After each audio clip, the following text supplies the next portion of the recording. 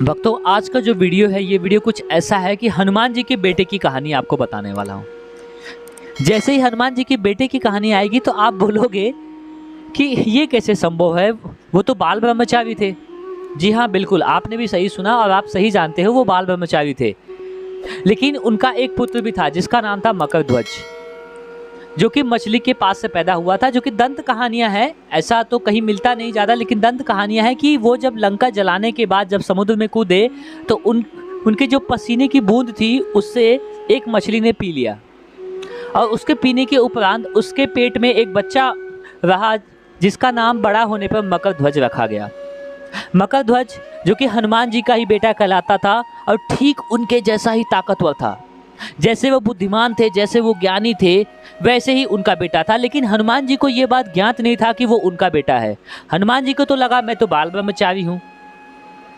जब रावण ने अहिरावण से कहा कि राम और लक्ष्मण दोनों भाई को लेके जाओ पाताल लोक में, ताकि वो यहाँ जिंदा ही न रहे और वो सेना को इकट्ठा ना कर पाए, और ताकि वो माता सीता को छुड़ाने यहाँ तक न आ पाए।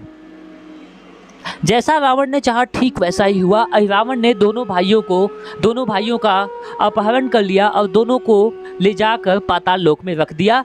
जिस पाताल लोक के मुख्य द्वार की रखवाली मकरध्वज, जो कि हनुमान जी का पुत्र कहा जाता है, वो करता था। जब हनुमान जी को इस बात का ज्ञान हुआ कि मेरे प्रभु श्री राम को और भैया लक्ष्मण को, दोनों लोगों को लेकर पाताल लोक में अहिरावण गया हुआ है, तो वो बिना कुछ सोचे समझे उस पाताल लोक के मुख्य द्वार पर जा पहुंचे और दरबारी मकरध्वज से बोले कि मुझे अंदर जाना है, मुझे अपने प्रभु श्री राम और भैया लक्ष्मण को बाहर लाना है। मकरध्वज बोला कि अगर आपको अंदर जाना है तो आपको पहले मुझसे भिड़ना होगा। अब वहां पर प्रभु हनुमान जी बोले कि ये तुच्छ प्राणी, मतलब एक छोटा प्राणी। हनुमान जी को लगता था कि मैं ही बलशाली हूँ, जो कि हैं वो।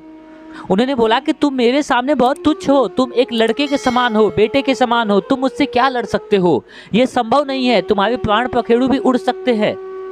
लेकिन उसने बोला कि अगर आप मुझे लड़का ही समझते हो तो मुझसे एक बार भिड़ कर देखो, एक बार लड़ाई करके देखो, युद्ध होगा, जो जीतेगा वो अंदर जाएगा। बच्चे के इस हट के उपरांत हनुमान जी हंसे और बोले चलो ठीक है, युद्ध हो ही जाए, क्योंकि हनुमान जी मन ही मन जानते थे कि मैं इसको हरा दूंगा। लेकिन जब हनुमान जी युद्ध कर रहे थे मकरध्वज से, तो उनको आभास हुआ कि ये जो लड़का है ये बस लड़का है, लेकिन इसके पास जो बल है वो बिल्कुल मेरे जितना है, क्योंकि ये मुझे पूरा टक्कर दे रहा है। और हनुमान जी ने सोचा ऐसा कैसे संभव है कि मेरे जितना बल किसी के पास हो सके। हनुमान जी को ये समझ ही नहीं आ रहा था कि मेरे जैसा बल किसके पास हो सकता है।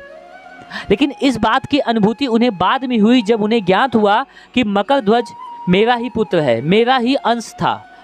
उनको ये भी ज्ञात हुआ कि मछली के गर्भ में एक पसीने की बूंद की वजह से वो बच्चा रहा, जो कि बड़ा होकर मकरध्वज बना।